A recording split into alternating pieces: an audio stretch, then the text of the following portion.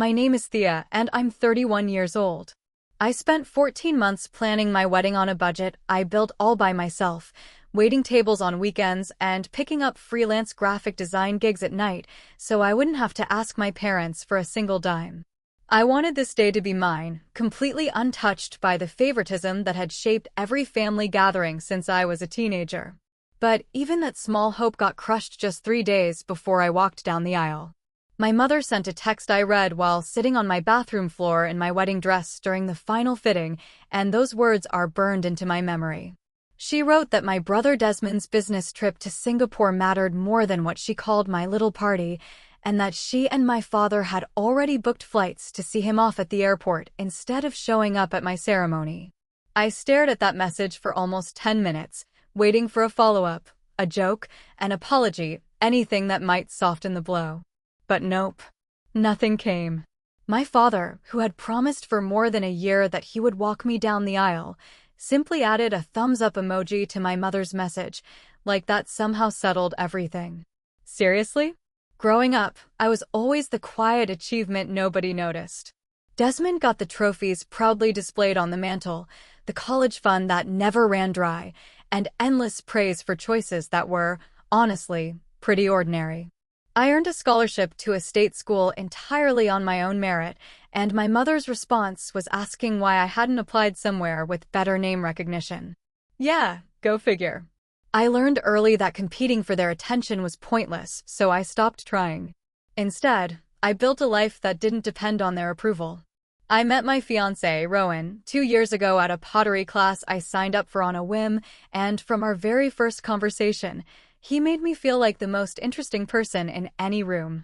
He proposed on a hiking trail we'd walked a dozen times before, at the exact spot where we'd first had a real conversation about what we both wanted out of life.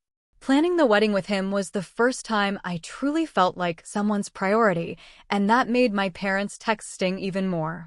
By the morning of the wedding, my parents were already boarding a flight to Singapore. I found out through a photo my aunt sent me. There they were, my mother and father grinning in an airport lounge, with my brother standing between them, proudly holding a boarding pass like he'd just won a prize. I had exactly 4 hours before the ceremony, and nobody to walk me down the aisle. My coordinator, a calm, steady woman named Odalis, noticed I'd gone pale while staring at the photo and gently asked what was wrong. When I explained everything, she didn't offer pity. Instead, she offered a solution. Odalis mentioned that the venue's landscape architect, a widower named Julian Thorne, had been overseeing the garden restoration for the past 3 weeks while we finalized the ceremony details. She told me he'd mentioned more than once how impressed he was with the way I'd handled every single part of the wedding planning myself. He said it was rare to see a bride manage every logistical detail without complaining or falling apart. Then Odalis asked if I wanted her to see whether he'd be willing to step in. At first, I actually laughed. The idea of having a near-total stranger walk me down the aisle at my own wedding sounded completely crazy. No way, right? But desperation and dignity make some pretty strange teammates. Within the hour, I was sitting across from Julian in the venue's greenhouse, watching him listen to my story with a level of sincerity that genuinely caught me off guard. He didn't hesitate for even a second. He simply said yes. Then he looked at me and quietly said that family isn't defined only by blood, and that it would be an honor to walk beside me on one of the biggest days of my life. Walking down that aisle on the arm of a man I'd known for only 3 weeks wasn't the moment I'd imagined a year earlier. It became something even better. Something real. I smiled the entire walk down the aisle. Not the practice smile brides are told to wear for photographs, but a genuine one. Because for the first time in years, I felt surrounded by people who truly wanted to be there. My best friend recorded the entire walk, planning to post it later as a simple wedding highlight for our close friends and family. Neither of us had the slightest clue what was about to happen next. By Monday morning, that short clip had crossed 1 million views. Comments poured in from complete strangers who pieced the story together just from the caption. People called it one of the most quietly heartbreaking yet beautiful moments they'd seen in a long time. Others said it restored their faith in humanity. My phone wouldn't stop buzzing. My mother called 61 times in a single day. Every voicemail sounded more panicked than the one before it, until the final message landed with a piece of news that changed absolutely everything. Her voice was shaking. She said my father's boss had seen the wedding video making the rounds online and recognized the man walking me down the aisle immediately. She said he wanted my father in his office first thing the next morning because, apparently, he knew exactly who Julian Thorne really was. My mother's last voicemail rambled all over the place before finally getting to the point. But the second she mentioned Julian Thorne's name alongside my father's boss, I sat bolt upright and replayed the message 3 more times just to make sure I'd heard her correctly. Something told me this story was far from over. And man, it was about to take a turn nobody saw coming. It turned out Julian wasn't just a landscape architect hired by the venue for a temporary restoration project. He was actually the founder of Thorne Horticultural Group, a company that had quietly secured 3 of the biggest commercial landscaping contracts in the state, including the multi-year account connected to the corporate campus where my father had worked for the past 11 years. My father's boss, a man named Gerald Whitcomb, sat on the board that had personally approved the renewal of that contract just a few months earlier. He had met Julian face-to-face during the signing, so when the wedding video landed on his desk after a colleague shared it on social media, he didn't need a caption or any extra context. He recognized Julian instantly. And seeing one of the company's most respected business partners walking a bride down the aisle in place of her own father wasn't something he could just shrug off and keep scrolling. It hit different.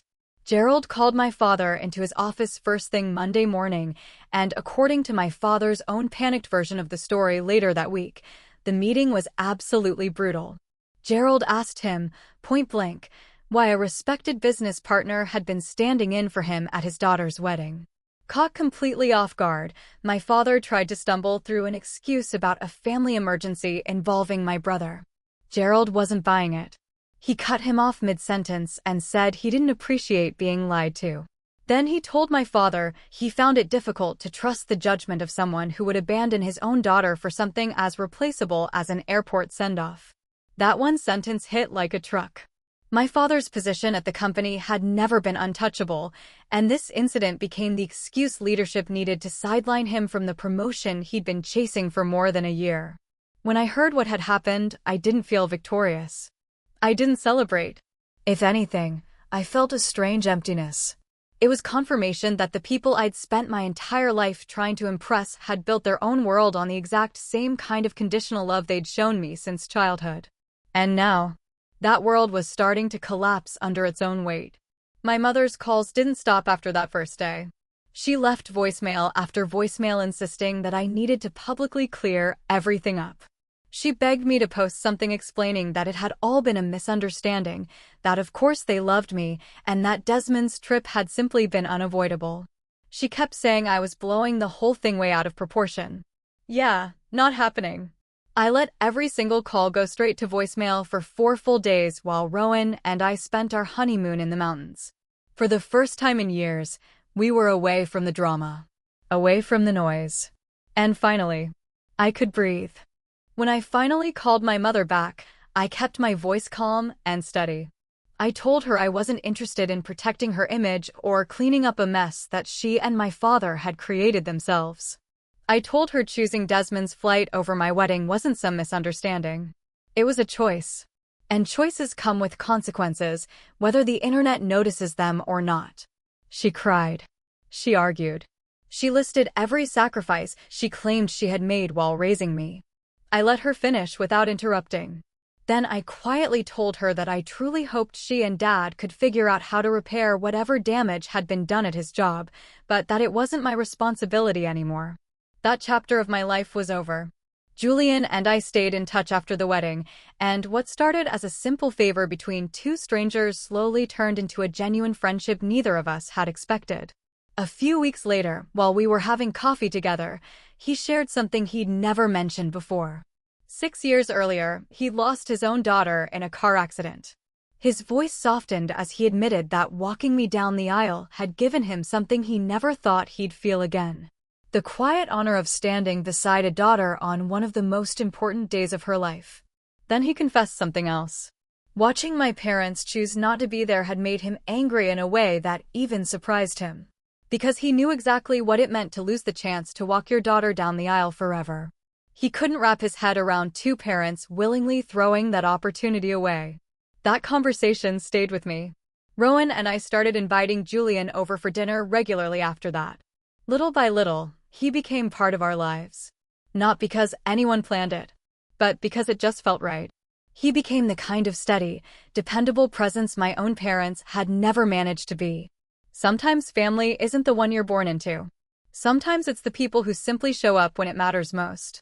And honestly, Julian showed up when my own parents didn't. My brother Desmond, for what it's worth, reached out a few months later. The call was awkward. He sounded genuinely sorry. He told me he had never asked our parents to skip my wedding and that he felt sick when he found out they'd used his business trip as the reason. For the first time in years, I believed him. Maybe because there wasn't any defensiveness in his voice. No excuses. No blame. Just regret. Slowly, we've started rebuilding something separate from our parents' dysfunction. A relationship that doesn't force either of us to compete for scraps of attention anymore. Turns out, we were both carrying wounds from the same family, just in very different ways. Looking back now, I honestly don't think I'd change a single detail. Not even the parts that completely shattered my heart at the time. Because everything that happened afterward taught me more about who truly shows up for the people they love than 3 decades of trying to earn my parents' approval ever could. That wedding didn't just mark the beginning of my marriage. It marked the beginning of a completely different life. One where I finally stopped chasing acceptance from people who had already decided I would never be enough. Instead, I started investing my heart in the people who chose me without hesitation. The people who stayed. The people who showed up. And that's the funny thing about family. Sometimes the people you're born to disappoint become strangers. And sometimes a man you've only known for 3 weeks ends up reminding you what unconditional kindness actually looks like. That day, I didn't lose a family. I found one. And that made all the difference. If this story moved you even a little, or if you've ever had to build your own version of family from the people who actually showed up when it mattered most, do me a favor and hit that subscribe button. There are so many more stories like this one still to come, and I'd truly love to have you here for every single one.